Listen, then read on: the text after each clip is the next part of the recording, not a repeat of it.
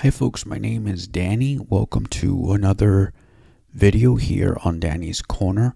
If this is your first time watching, I want to thank you. Even though you're passing by and you may not be interested in this video, thank you for the seconds and or a couple of minutes that you are taking to watch this.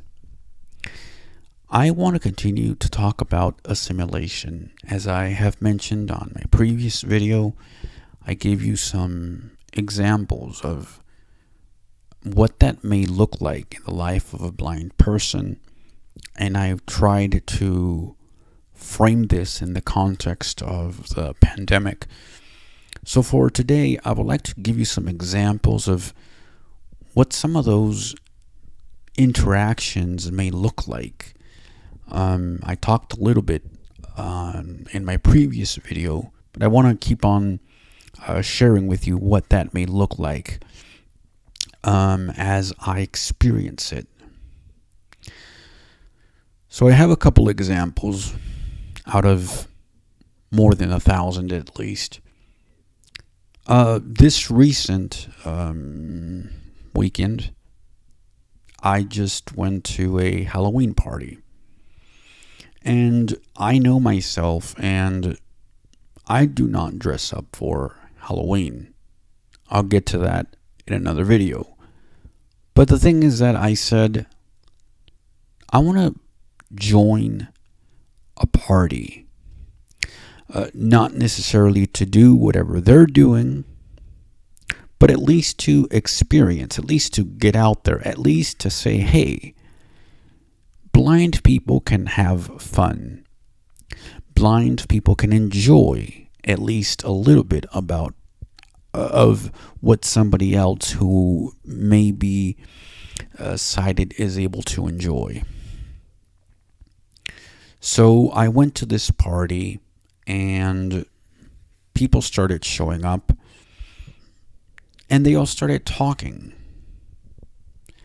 And as the night progressed, I started seeing how only 2 to 3 people talked to me, and it was not a deep conversation, not even a superficial one. It was more of a, hi, how are you? My name is so-and-so, and then they moved on. As a blind person, it's always hard for me to interact with people, not only because I am blind, but I think that has led me to be a little bit more introvert in terms that I don't know what to say. I don't know how to act with a person. Just as I said in my other video, you guys may not know how to interact with a person who has a disability. But in my case, I'm not used to small talk. I can be there for a bit and say, or do small talk. Hi, how are you? How's the weather? How's the food? But after a while, you run out of small talk. So in my case, I want to take it somewhere deeper. And I understand that not everyone may be into deep conversations. And one of the things that I have noticed in my own journey through life and experiencing the world as a totally blind individual is that most people, or some if not most people, engage in superficial conversations in a way to know one another. And they go from the climate to food to how was your day to, I don't know, anything that they might see. Look at that dog, look at that bird, etc. But how do you translate that when it comes to a blind person? A blind person is not able to talk to you about cars, unless he previously has some sort of knowledge of what you're talking about. A person can't talk to you about how great the sky is, or, for example, what's happening across the room. So there's always going to be this divide. And so you're only going to get so far when talking to a blind person, unless both of you make that effort and say, we're going to make this work. Once, twice, but I really want to know to get this person. But the attitude has to be there first. Get what I'm saying? So the attitude of, hey, I have already taken the first step as a blind person by going out there, being at a party or at a gathering or at a restaurant alone. I have already taken that. The next person that has to take that step is you. You have to come up to me, that is, if you want to talk to me, and say something. Introduce yourself. For example, my name is so-and-so. What is your name? If I don't respond to you, because remember, there's a lot of sensory overload when you're at a party as well, and I don't think people take that into account. As a blind person, you're hearing lots of things. You're probably hearing the music.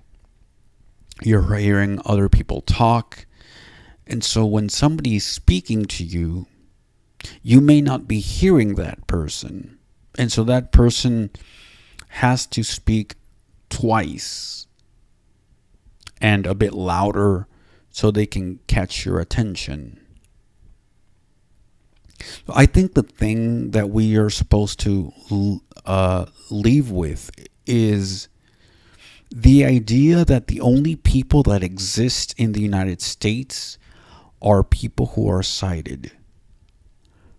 From now on, I think that we should become aware that there are all sorts of people in the United States, that we should stop assuming that just sighted people are around because they are the majority. You have all sorts of people with disabilities. And as soon as you can come to grips with that, that's when you'll be taking the first step. So the next step is, again, walking to a person who has a disability, no matter where you find them, introducing yourself and say, I would like to talk to you. Take a few minutes to know you. It's the first time that I've ever talked with a blind person or met a blind person. So let me get a chance to know you. Instead of assuming this person is too serious, this person has their eyes closed, therefore they might be asleep.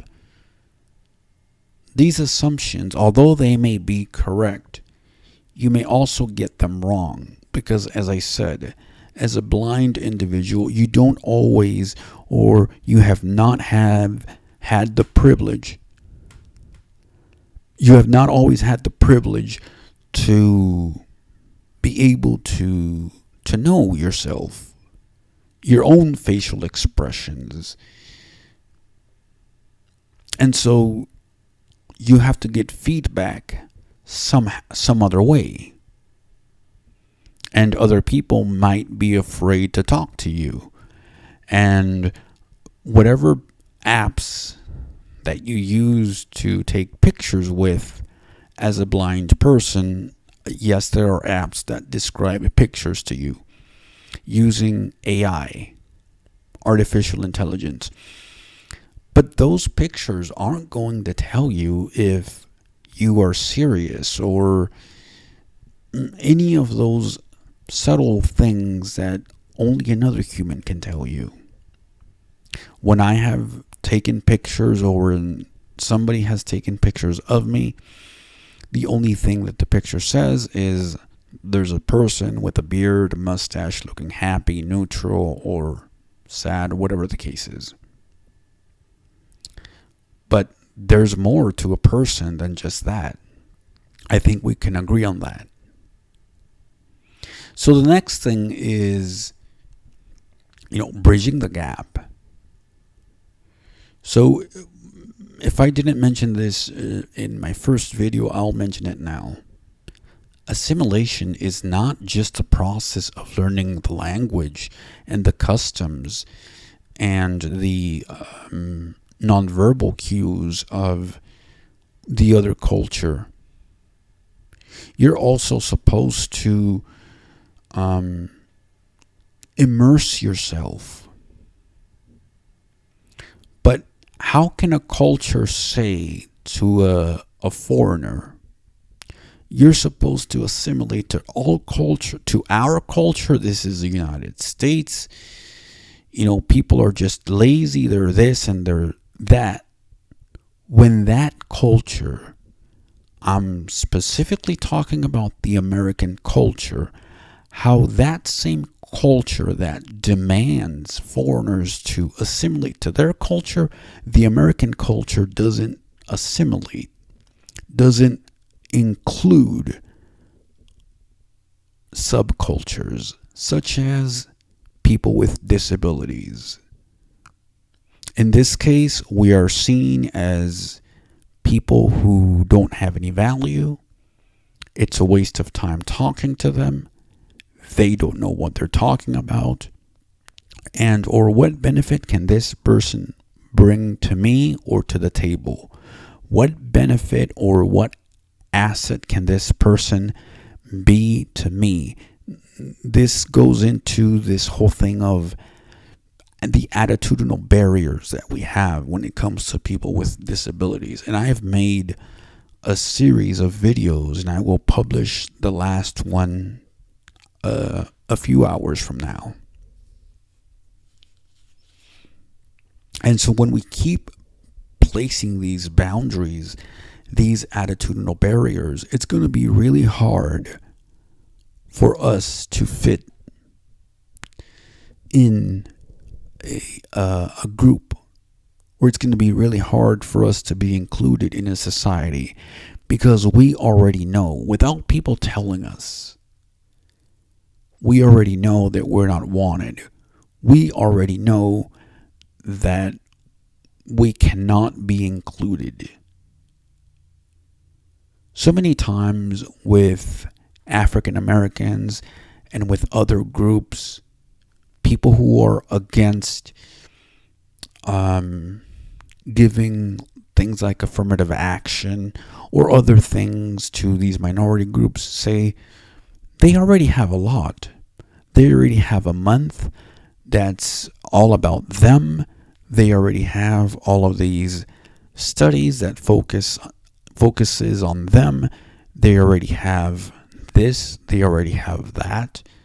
And those people think that this is enough, and they should stop complaining, or, as some may say, playing the victim card.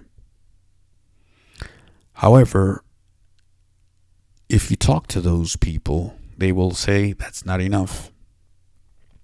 And as a person with a disability, I agree, it's not enough.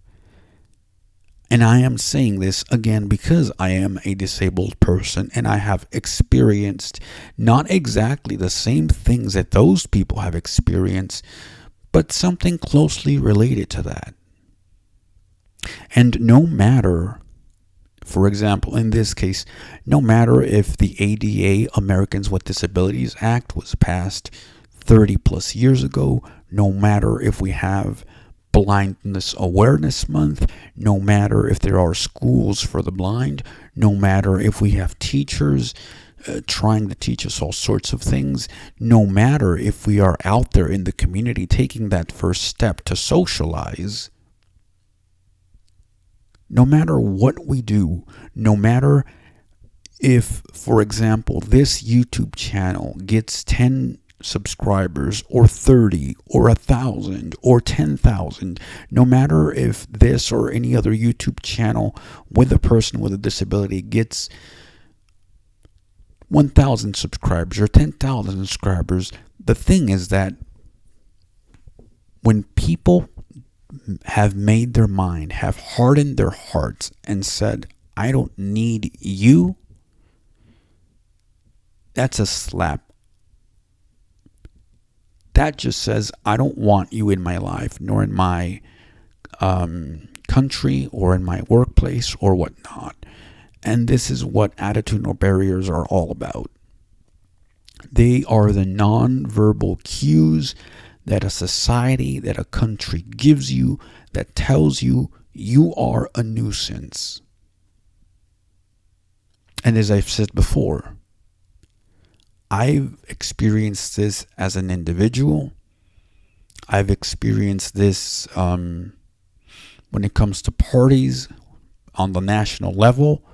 We're not talked about in politics. We are virtually ignored when it comes to TV. There's no representation. And yeah, there are some shows that feature blind people, but overall, we're underrepresented. I've spoken in the past about other things that have affected us, and people have tried to exclude us, segregate us, and even there was a period of time where eugenics was the talk of the town. I hope that these two videos, this one as well as the previous one, will help a lot of people to understand more of why assimilation is not easy as you may think, even if you are born in the United States and have a disability. So just imagine for a person who comes from the outside trying to learn somebody's language, manners, and customs. It's not easy for us. As a blind person, I'm never going to learn exactly what a sighted person is trying to tell me, because I don't know what they know. Some people will instantly get it. Oh, this person is blind. And I don't have to say anything. Great. Some people will not and say, oh, just go over there. Let's say whenever I ask for a direction, somebody says, oh, just go over there and point to the direction that I'm supposed to go. I don't know where that direction is at. Or when people, again, have this attitudinal barrier, like, don't you have somebody to help you? Somebody should do this for you, or somebody should do that. Well, I'm doing it myself. And so now, because of my tone of voice, people don't like it. It's like, well, you never can be people will never be satisfied with what you do, how you talk to them, how you act toward them. And I think it bears more weight on the sighted individual in this case to make the effort, because we are already doing what we're supposed to. As I have said before, we were brought into this world with a disability. We have made the choice to study, to better ourselves, to do whatever we have to do. We have gone out there, tried to socialize, tried to talk to people, and it is you in general that are not willing to step over those boundaries. You are not able to break that wall and talk to us. Face your fears and say, this isn't going to be anything bad. A lot of times, we're not afraid of having the first drink or the first shot. We're not afraid of smoking that cigarette. People are not afraid of smoking marijuana for the first time. People are even not afraid of meeting a woman for the first time and dating for the first time and so forth. Yeah, they might feel fear, as it obviously happens whenever you try something for the first time. When it comes to people with disabilities, it's another type of fear. It's a gripping type of fear that doesn't let you move forward. That it just lets you go away because it's easier. It's the path of least resistance, and that's what people want today.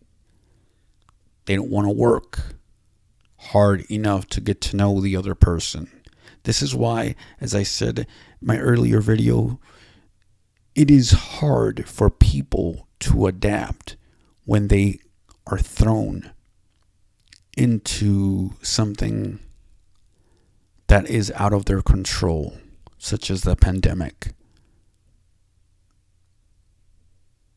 If you have liked this video and you would like to get more of my content, don't forget to subscribe to this channel, share it, and also give a like and comment.